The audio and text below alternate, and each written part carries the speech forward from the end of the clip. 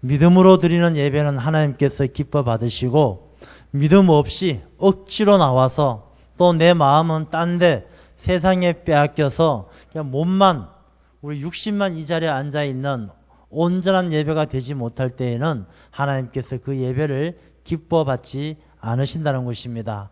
이 시간 우리가 마음을 모아서 하나님을 예배하는, 믿음으로 하나님을 기쁘게 하는 우리 모두가 되시기를 축원합니다. 우리가 살아가는 모든 우리 인생은 각자가 선택해야 될 그 기로에 섰을 때 선택의 결과물입니다. 내가 이쪽 길로 갈 거냐 저쪽 길로 갈 거냐, 그 기로에 섰을 때 내가 선택한 그 길이 내 인생이 되는 것입니다. 우리가 이렇게 생각할 때 중요한 게 하나 있습니다. 뭐냐 하면은, 내가 선택하게 될 때 과연 나는 무엇을 기준으로 선택하는가 하는 문제입니다. 여러분들도 한번 자기 자신의 삶을 깊이 돌아보십시오. 내가 어떤 선택을 해야 되는 그 기로에 서게 될 때에 나는 무엇을 가지고 내 가치의 척도로 삼고 내 선택의 기준으로 삼고 있는가? 이 문제를 한번 깊이 생각해 보셔야 우리가 인생을 살아갈 때 내 인생이 어떤 인생이 될까 알 수가 있는 것입니다. 세상에 많은 사람들은 몇 가지로 크게 나누어 볼 수가 있습니다. 첫 번째, 사람들은 이 선택하는 그 기로에 서게 될 때 선택의 기준을 뭘로 삼느냐 하면은, 내가 보고 만져지는 것, 내가 확실하게 아는, 보고 만져지는 것만 내가 믿고 따르는 그런 선택의 기준을 가지게 됩니다. 요즘 우리가 살아가는 이 현대 사회는요, 과학이 최종 심판자처럼 여겨집니다. 우리가 과학적으로 입증되었다 그러면 무조건 믿는 거예요. 그러니까 과학적으로 실험을 해서 입증이 됐다. 야, 뭐 고추가 비타민이 많고 어떤 채소보다 더 좋은 것으로 연구 결과 과학적으로 입증됐다. 이러면은 고추가 남아나지 않고 다 고추만 찾아 먹는 거예요. 이 눈에 보이고 과학적으로 증거되는 것, 그것이 우리가 살아갈 때 선택의 기준으로 삼고 살아가는 사람들이 많이 있습니다. 이제 이것은 우리가 뭐 철학적으로 이야기를 한다라면 유물론적인 가치관이다, 이렇게 이야기를 할 수가 있습니다. 물질, 눈에 보이는 것만이 선택의 기준이 된다는 것이죠. 이게 세상만 그런 것이 아니고 교회 안에도 그런 풍조가 많이 들어와 있어요. 교회 안에서도 많은 사람들이 신앙생활 하면서도 우리가 하나님의 은혜, 하나님의 뜻, 또 하나님의 영광, 뭐 이런 이야기를 많이 하면서도 정작 자기 자신이 교회 안에서 결정 지을 때는 눈에 보이는 것만 가지고 결정을 하는 것이죠. 교회를 선택할 때에도 눈에 보이지 않는, 이 공동체는 하나님을 잘 섬기고 참 뜨겁고 성령께서 함께 하시는 그런 공동체구나, 그걸 보질 않습니다. 그냥 눈에 보이는, 이 교회 건물이 좋네, 이 교회 좋은 프로그램들이 많네, 이 교회 뭐 잘 살고 사회적으로 성공한 사람들이 많네, 눈에 보이는 것만 가지고 선택하는 그런 사람들이 많이 있다는 것입니다. 이 세상의 유물론적인 풍조가 교회 안에도 들어와 있는 것입니다. 두 번째는 어떤 사람들이 있느냐 하면은, 자기 자신이 가지고 있는 경험과 지식에 비추어서 이해가 되고 납득이 되는 것만 선택하는 거예요. 살아가면서 다른 사람이 뭐라고 이야기를 하더라도 자기가 생각하고 자기가 경험한 것에 비추어 보았을 때 이게 맞다, 그렇게 해야만이 그 길을 선택한다는 것입니다. 자기가 이해가 되고 자기가 경험적으로 체험했을 때 납득이 될 수 있는 그런 일을 선택하는 사람들이 많이 있습니다. 이제 이것을 우리가 이성주의적인 가치관, 자기의 이성으로 이해가 돼야 선택하는 것인데, 세상에서만 그런 것이 아니고 교회 안에도 그런 부분들이 많이 들어와 있습니다. 교회 안에서 무엇을 하더라도 자기가 납득이 돼야만이 순종을 합니다. 목사님이 뭐라고 말씀을 하셔요. 장로님이 뭐라고 말씀을 하셔요. 이 말씀을 하시면은 이 말씀을 듣고 자기의 이성을 가지고 생각을 해요. 야, 저렇게 말씀하는 것대로 하면은 나한테 이득이 될까 손해가 될까, 맞나 틀리나 따져가지고 자기 자신이 이해가 되고 손해볼 것이 없으면 예, 그렇게 하지요. 따져보고 생각해보고 자기 경험이나 자기 생각하고 맞지 않으면 어쩌 못합니다. 그렇게 할 수 없습니다. 이 세상적인 삶의 선택 기준이 이 교회 안에도 많이 들어와 있는 것을 볼 수가 있습니다. 우리가 하나님의 뜻을 먼저 생각하고 하나님이 세워놓으신 질서를 따라서 공동체 생활을 하는 것이 아니라 자기 중심, 자기의 아집을 따라서 선택하는 경우가 많이 있다라는 것입니다.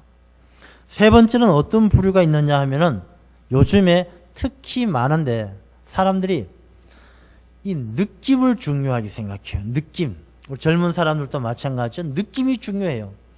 남자와 여자가 서로 이성간에 만나도 뭐 다른 거, 뭐 공부를 잘하느냐, 뭐 교육을 잘 받았느냐 다 뒤로 물려두고 딱 느낌이 오면은 필이 꽂히면은 다른 거 보지도 않고 만나는 거예요. 요즘에 젊은 사람들이 특별히 느낌을 좋아하죠. 이 감각주의적인 가치관, 눈에 보이고 자기가 느낄 때 좋은 거면 그게 진리든 거짓이든 상관없어요. 옳은 일이든 그런 일이든 상관이 없어요.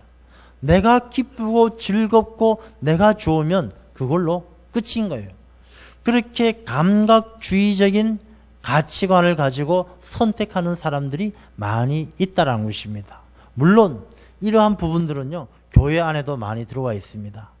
교회 안에서도 많은 사람들이 신앙생활 할 때에 진리를 찾는 것이 아니라 이 감각적인 느낌을 따라서 신앙생활을 하시는 분들도 많이 있다는 것입니다.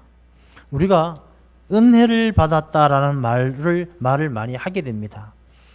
그런데 이 진짜 은혜란 것은요, 이 하나님의 말씀을 통해서 내가 깊은 깨달음이 있어서 하나님의 말씀을 듣고 내가 그 말씀을 따라야 되겠다라는 그런 결단이 서게 됩니다라는 그런 신앙의 고백입니다. 그런데 요즘에 은혜 받았다, 예배를 잘 드렸다 이렇게 말하는 것은 언제부터인가 굉장히 감각주의적이에요. 와서 찬양을 할 때도 뭐 요즘은 젊은 사람들이 열린 예배다 뭐 이런 식으로 예배를 많이 드리고 있는데, 이 찬양을 해도 찬양을 하나님의 영광을 드러내기 위해서 찬양에 몰입하기보다는 자기 도취가 되는 거예요. 찬양을 하면서 찬양하는 자기 자신이 마치 천사라도 된 것처럼 자기가 도취되어서 천사처럼 그러는 거예요. 정말로 그 찬양을 통해서 하나님을 생각하고 하나님의 영광을 올려드려야 되겠다, 그런 간절한 하나님의 영광을 원하는 그런 마음보다는 찬양하는 것 자체에 몰입이 되어가지고 자기가 천사라도 된 것처럼, 천군 천사들이 하늘에서 찬양하는 것처럼 그렇게 감각에 몰입이 되어서 찬양하는 분들도 많이 있다는 것입니다. 값싼 은혜를 추구하는 거예요. 교회 와서 예배를 드릴 때 목사님께서 아주 슬픈 이야기를 한번 말씀을 해 주시면 그 슬픔이 내 마음속에 남아있으면 내가 은혜 받았다 그렇게 생각해요. 어떤 목사님이 오셔가지고 재미나는 이야기, 웃기는 얘기를 해서 한 시간 동안 웃다가 예배를 마쳤어요. 그러면 그 웃었던 즐거움이 남아있으면 내가 예배를 제대로 드리고 아주 예배를 잘 드렸다 이렇게 생각하는 거예요. 그만큼 느낌을 중요시하는 감각주의적인 모습이 교회 안에도 많이 들어와 있다라는 것입니다. 눈에 보이는 것, 자기가 아는 것, 느낌으로 느끼는 것, 이런 것들이 사람들의 선택의 기준이 되고 그 선택의 기준에 따라서 사람들의 인생이 결정되어지는 것을 많이 보게 됩니다. 이제 그렇다면 우리가 우리 자신을 한번 잘 생각해 보아야 합니다. 나는 하나님을 믿는 하나님의 백성입니다. 내가 하나님의 백성이고 또 이 땅의 세상의 사람들과 구별되어진 삶을 살아가는 하나님의 자녀들입니다. 그런데 우리가 내 인생을 살아가는 데 있어서 선택의 기로를 만날 때마다 내가 선택하는 기준은 과연 무엇인가 한번 깊이 생각해 보아야 합니다. 내가 믿는 사람이다라고 이야기를 하면서 그 선택의 기로에 섰을 때 그 선택의 기준이 믿음이 아니다라면 그 사람은 믿는 사람이 아닌 것입니다.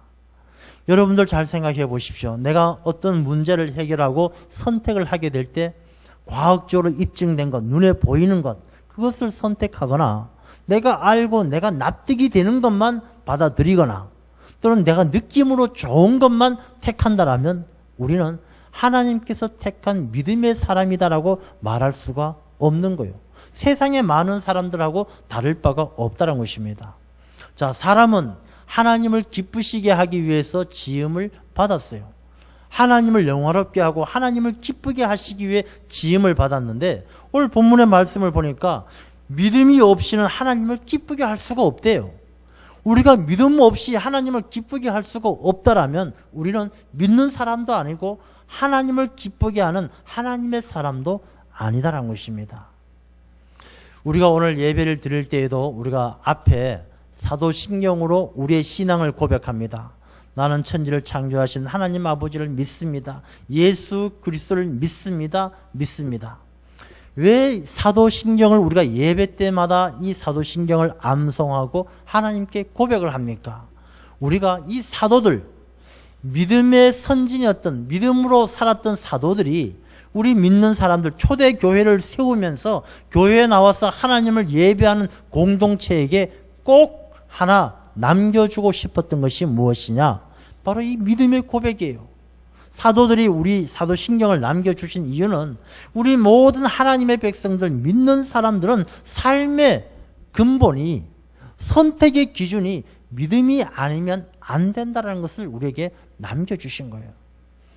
그래서 오늘 저는 이 본문의 말씀을 통해서 그러면 과연 믿음이란 게 뭔가, 어떻게 사는 것이 믿음으로 사는 것인가, 이 본문의 말씀을 통해서 살펴보려고 합니다.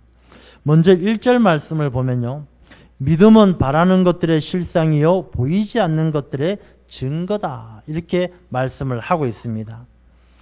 우리가 다른 성경 번역본을 보면은, 공동 번역 같으면은 믿음은 우리가 바라는 것들을 보증해 주고 볼 수 없는 것들을 확증해 줍니다, 이렇게 또 번역을 하고 있습니다.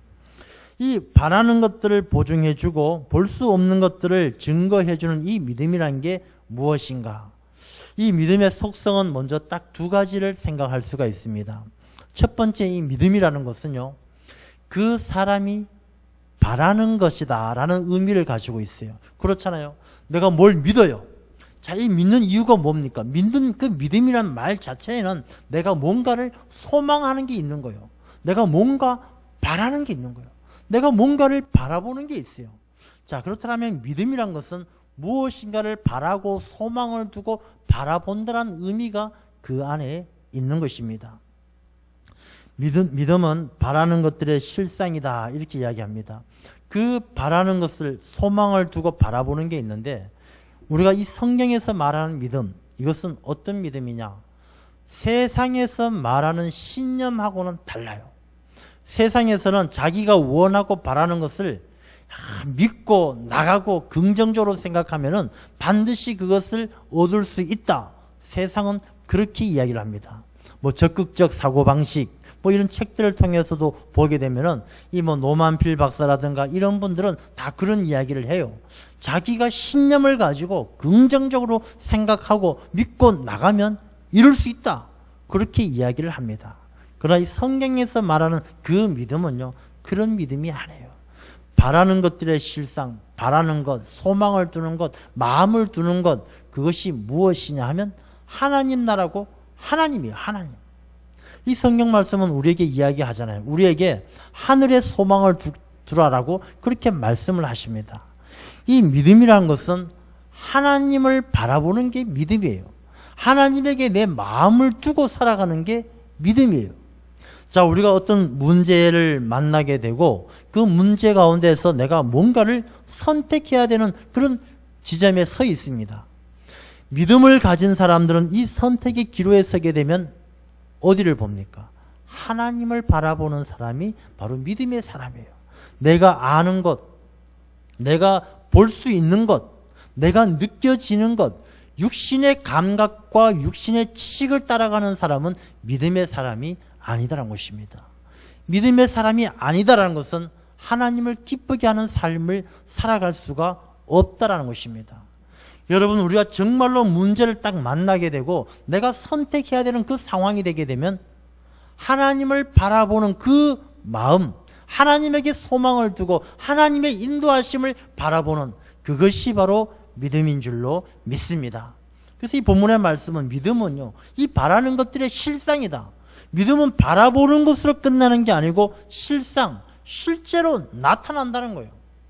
성경 말씀에도 겨자씨만한 믿음이 있다라면 산도 옮기고, 겨자씨만한 믿음이 나중에는 실상이 되기 때문에 그렇다는 것입니다.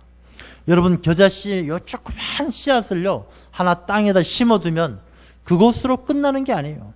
그 겨자씨를 심는 사람이 믿음이 있는, 겨자씨만한 믿음이 있는 사람은 얼마 지나지 않아 때가 되면 이 겨자씨가 땅을 뚫고 나와서 큰 나무로 자라나는 실상을 보게 된다는 것입니다. 우리가 이 세상을 살아가면서 어떤 문제를 만나고 선택의 기로에 서게 될 때 하나님을 바라볼 수 있는 그런 겨자씨만한 믿음이 있는 사람이라면 그 하나님을 바라보는, 하나님께서 말씀하시고 하나님께서 이루시겠다라고 분명히 우리에게 말씀하신 그 말씀이 이루어지는 실상을 만나게 될 줄로 믿습니다. 이게 바로 믿음의 첫 번째 속성이에요. 믿음은 선택의 기로에 서게 될 때, 어떤 문제를 만나게 될 때 무엇보다도 먼저 하나님을 바라보는 것이고, 그 바라보는 믿음을 가진 사람은 반드시 하나님께서 말씀하신 것을 이루시는 그 실상을 보게 되는 것, 그게 바로 믿음의 첫 번째 속성입니다. 자, 두 번째, 이 믿음은요, 보이지 않는 것들의 증거다. 이 믿음은 보이지 않는 것과 상관이 있어요. 우리가 그런 이야기 하죠. 너 오빠 믿지? 이렇게 물어봅니다. 이 믿지? 이 물어보는 믿지라고 물어볼 때 그 믿는 대상이 무엇입니까? 그 사람이 뭐 눈이 두 개라는 거 믿는 것 아닙니다. 코가 하나라는 것 믿는 게 아닙니다. 믿지, 믿음이라는 것은요, 그 사람의 보이지 않는 그 감정, 인격, 성품, 이것을 믿는다라고 이야기하는 것입니다. 여러분, 우리가 믿는다는 것은요, 보이지 않는 것을 믿는 거예요. 보이는 것을 믿는 것은 믿음이라고 이야기하지 않습니다. 자, 난 저 사람을 사랑합니다. 너 내 사랑을 믿지? 이 사랑은 보이지 않습니다. 우리가 믿는 우정, 신뢰, 의리, 모든 것, 우리가 정말로 믿는다라고 이야기하는 것은 보이지 않는 것을 믿는 것입니다. 그런데 사람들은요, 어리석게도 보여야 믿는다라고 착각을 하는 거예요. 이 믿음이란 것은 보이지 않는 것을 믿는 게 믿음인데 보여야 믿는다라고 착각을 하는 거예요. 하나님이 어디 있어? 보여줘봐. 내 하나님 보여주면 믿을게. 귀신이 세상에 어디 있어? 귀신 보여줘봐. 보여주면 믿을게. 천사가 어디 있어? 보여줘봐. 보이면 믿을게. 이 사람들은요, 믿음이란 것은 눈에 보이는 것을 믿는 것은 믿음이라고 말할 수가 없는 것이죠. 자, 마이크입니다. 이 마이크를 믿는 사람이 어디 있겠습니까? 그러나 이 마이크를 사용하면 소리가 커진다. 보이지 않는 사실이지만 그 사실은 우리가 믿고 있는 것이죠. 마찬가지입니다. 이 믿음은요, 보이지 않는 것에 대한 열쇠가 된다는 거예요. 보이지 않는 것을 열어주는 증거, 보이지 않는 것을 보게 해주는 증거가 믿음이다라는 것입니다. 하나님은 영이십니다. 이 영은요, 육신의 눈으로 볼 수 있는 것이 아니다라는 것입니다. 하나님은 영이시기 때문에 내가 아무리 보고 싶어도 우리의 육신의 눈, 육안으로는 볼 수가 없어요. 우리가 이 육안으로는 조그만 세균도 못 보고 눈에 살아있는, 눈에 보이는 것도 제대로 보지 못하는 그런 육신의 눈을 가지고 어떻게 영적인 존재를, 하나님을 볼 수가 있겠습니까? 우리가 이 육신의 눈으로는 보이지 않는 영이신 하나님을 볼 수가 없고 또 영적 세계를 우리가 볼 수가 없는 것입니다. 그런데 그 영적인 세계, 하나님을 보고 영적인 세계를 우리가 볼 수 있는 방법이 뭐냐? 바로 믿음이다라는 것입니다. 믿으면 보이는 것이 바로 하나님이요 영적인 세계예요. 그래서 이 믿음은 보이지 않는 것들의 증거다라고 이야기하는 것은 믿으면 알게 되고 믿으면 보게 된다는 것을 우리에게 말씀해 주는 거예요. 자, 여러분들 마음속에 아유, 하나님이 어디 있어? 하나님 나라가 어디 있어? 천국이 어디 있어? 믿어지지 않습니다. 이유가 무엇입니까? 믿음이 없기 때문에 믿어지지 않는 거예요. 근데 여러분 진짜로 한번 믿어보십시오. 하나님을 믿고 이 믿음이 있으면요, 이 영적인 세계의 문을 여는 열쇠가 되는 거예요. 새로운 세상을 만나게 되는 거예요. 그래서 믿음은 보이지 않는 것들의 증거다. 우리가 인생을 살아갈 때 선택의 기로에 서게 될 때 눈에 보이는 것만 가지고 사는 그런 세상의 삶이 아니라 보이지 않는 영적인 삶을 바라볼 수 있는 믿음으로 살아가야 된다는 것을 말씀해 주고 있는 것입니다. 그래서 창세기 13장을 보시면 우리가 잘 알잖아요. 아브라함과 롯이 선택의 기로에 서게 될 때 좌하면 우하고 우하면 좌할 때 이 선택이 어디서 차이가 납니까? 바로 이 믿음에서 차이가 나는 거예요. 아브라함은 믿음으로 선택했을 때 약속의 땅에 복의 근원이 되는 그런 믿음의 길을 가게 되지만 눈에 보이는 것만 따라 선택했던 롯은 얼마나 비참해집니까? 오늘날에도 마찬가지예요. 오늘날도 수많은 사람들이 믿음 생활하지만 육적으로 가는 사람이 있고 영적으로 가는, 보이지 않는 것들의 증거를 가지고 사는 사람이 있고 보이지 않는 것들을 못 보고 사는 사람들이 있다라는 것입니다. 어떤 목사님이 세미나를 했습니다. 세미나를 딱 마치고 나니까 한 여자분이 찾아오셨어요. 이 여자분이 찾아오셔서 목사님에게 그런 이야기를 합니다. 목사님, 저는 예전에는 기독교 신자였는데 간호사로 일하다가 병원에서 죽음을 앞두고 있는 기독교 교인들은 너무나 죽음을 두려워하고 아주 초라하게 죽어가는 것을 보았습니다. 그리고 나는 그 기독교인의 모습을 보면서 기독교를 떠나게 되었고, 오히려 불교에 가보니까 불교 사람들이 그냥 윤회설 이렇게 생각하면서 죽을 때 덜 초라하게 죽는 것 같아서 나는 불교 신자가 되었습니다. 이 목사님에게 그런 이야기를 하더라는 것입니다. 그래서 목사님이 그분에게 그렇게 이야기를 해 주었대요. 당신이 만난 사람이 기독교인이라고 말하지 마십시오. 그 사람은 교회를 다니는 종교인인지 모르겠지만은 이 바라는 것들의 실상을 보고 보이지 않는 것들의 증거를 가지고 있는 참된 믿음을 가진 사람은 아니었습니다. 정말로 진짜 참된 믿음이 있는 사람들은요, 바라는 것들의 실상을 가지고 살아가는 사람은 두려움이 없어요. 하나님께서 말씀하신 것을 분명히 이루실 것이란 그 믿음이 있는 사람은 그 믿음 때문에 말씀하신 것이 그 사람의 삶 속에 이미 실상으로 일어나고 있는 것입니다. 그러니 믿는 사람들은 담대한 거예요. 이미 자기가 믿고 바라는 것들은 자기의 삶 속에 실상으로 다가오고 있기 때문에 두려움이 없는 거예요. 보이지 않는 것들의 증거를 가진 사람은, 믿는 사람들은 죽음 앞에서도 하나님 나라를 보는 사람들이기 때문에 이 죽음을 두려워하지 않는 거예요. 그 여성이 본 죽어가면서 두려워하고 초라하게 죽어가는 사람은 교회 다니는 사람일지는 몰라도 믿음의 사람은 아니었습니다. 그리고 그 여성에게 또 이렇게 이야기합니다. 당신이 예전에 기독교 신자였는데 불교 신자가 되었다라고 말씀하지 마십시오. 당신이 정말로 기독교 신자고 참된 믿음이 있었던 사람이라면 오히려 초라하게 죽어가는 그 사람에게 다가가서 이 참된 믿음, 바라는 것들의 실상이요 보이지 않는 것의 증거가 되는 그 믿음을 그 사람에게 알게 해 주셨어야 당신이 진짜 기독교 신자이지, 그 모습을 보고 떠나는 그런 하나님을 제대로 알지 못하는 그 믿음으로는 당신이 기독교 신자였다라고 말할 수가 없습니다. 그렇게 이야기를 했다는 것입니다.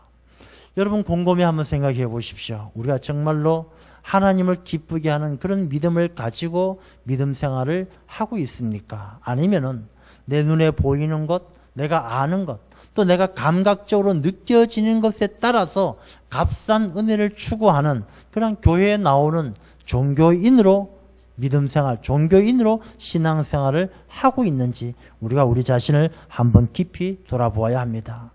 여러분 바라는 것들의 실상, 우리가 오늘 본문의 말씀에도 보게 되면 나오지만요, 우리가 아브라함도 눈에 보이지 않아도 하나님께서 말씀하시는 그 약속의 땅에 눈에 보이지 않아도 하나님을 믿는 그 믿음으로 선택하지 않습니까? 떠나는 거예요. 친척 아버지 집을 떠나는 거예요. 본토를 떠나는 거예요. 그 떠나는 그 기준이 무엇입니까? 믿음이에요, 믿음. 보여서 떠나는 것이 아니라 떠났기 때문에, 믿었기 때문에 약속의 땅을 만나게 되는 것입니다. 우리나라에 1884년에 처음으로 외국인 선교사가 들어왔습니다. 이 선교사가 들어왔는데 처음에 선교사는 의사가 들어왔죠. 의사가. 그래서 우리나라에 광해원이라는 병원을 만듭니다. 이 광해원은 처음 만들어졌을 때 12평이었습니다. 조그마한 집이었어요. 12평짜리 방에다 환자를 받았는데 이 병원을 운영을 하면서 정부의 관리들이 너무나 부정부패를 심하게 하는 거예요. 선교사들이 관리들에게 이야기합니다. 당신들 이러면 우리가 철수하겠습니다. 결국 관리들이 두 손을 들고 이 병원을 선교사들, 의사들에게 넘겨주었어요. 그 당시 책임을 맡았던 사람이 에비슨 의사라고 캐나다 사람이었습니다. 이 에비슨 선교사가 그 병원을 좀 크게 만들려고 한 40~50명 이상 수용하는 병원을 만들려고 설계를 했는데 비용이 $10,000 이상이 듭니다. 그 당시 $10,000면 굉장히 큰 돈입니다. 이 돈을 구하기 위해서 미국으로 갔습니다. 가서 많은 사람들이 이렇게 모여 있는데 1층도 있고 2층에도 있습니다. 이 사람이 그들에게 이 조선이란 땅에 병원을 세워야 합니다. 좀 도와주십시오. 이야기를 해야 되겠는데 이 사람이 사람들을 보는 청중들 앞에서 말하는 게 너무 두려운 거예요. 사람들하고 눈도 마주치지 못하다가 2층에 있는 저 뒤쪽에 있는 한 중년의 신사가 있었습니다. 그래서 이분이 그 사람을 바라봅니다. 그러면서 생각하기를 저 끝에 앉아있는 저 사람이 들으면 여기 앉아있는 모든 사람들이 다 잘 듣겠지. 그렇게 생각하고 저 끝에 앉아있는 그 사람만 멀찌감치 얼굴도 잘 안 보이는데 그 사람을 바라보면서 이야기를 합니다. 조선이란 땅에 병원을 세워야 합니다. 도와주십시오. 이제 그 후원 모임이 끝나고 나가는데 그 뒤에 앉았던 그 신사가 찾아왔습니다. 당신이 선교하는 그 일을 다시 한번 더 설명을 듣고 싶습니다. 설명을 쭉 이야기를 해줬어요. 그때 이 설명을 들은 신사가 누구였냐 하면은 스탠다드 석유회사를 책임지고 있는 세브란스 씨였어요. 세브란스 씨. 이분이 그 이야기를 듣고 그래요. 제가 $10,000 기증하겠습니다. 그 자리에서 $10,000를 내놓았던 것입니다. 그래서 그 $10,000를 가지고 우리나라에 와서 서울역 앞에 세브란스 병원을 세우게 되었죠. 그래서 세브란스 병원이 나중에 연희전문학교하고 합쳐져서 연세대학교, 오늘날의 연세대학교가 된 것입니다. 이 에비스는요, 그 작은 병원이었지만 그 병원을 세워가는 일에 믿음으로 나갈 때 자기가 하나님께서 도와주시면 반드시 이루어질 것이란 믿음을 가지고 나갔을 때 그 때가 되니까 다 실상으로 나타나는 거예요. 진짜 믿음을 가진 사람은 언젠가는 그 믿음대로 되어지는 것을 보게 되는 줄로 믿습니다. 우리가 목사님 아무리 믿어도 내 믿음대로 안 돼요. 그 믿음이 참된 믿음인가 한번 깊이 돌아보아야 됩니다. 믿음은요, 내 신념하고 달라요. 내 욕심이 앞서는 그 믿음은 믿음이 아니에요. 자기 신념에 불과한 것이죠. 우리의 진짜 믿음은 어떤 선택의 기로에 서게 될 때마다 내 생각을 앞세우는 것이 아니라 하나님을 바라보는 거예요. 하나님을 바라보고 하나님께서 반드시 말씀하신 것을 이루실 것이라는 그 확신을 가지고 내 삶 속에 하나님의 능력을 누리는 것, 바라는 것의 실상으로 누리는 것, 보이지 않는 것들의 증거, 내가 이 육신의 눈으로만 보고 판단하는 것이 아니라 하나님께서 보여주시는 영적인 세계를 믿음의 열쇠로 열고 새로운 세상을 바라보는 것, 그런 믿음을 가진 사람이 하나님을 기쁘게 하고 하나님이 주시는 상을 받게 될 줄로 믿습니다. 여러분 모두가 그런 믿음으로 하나님을 기쁘게 하고 또한 상 주시는 이 시인 하나님께서 주시는 큰 상을 누리는 여러분들 되시기를 축원합니다. 기도하겠습니다. 아버지 하나님,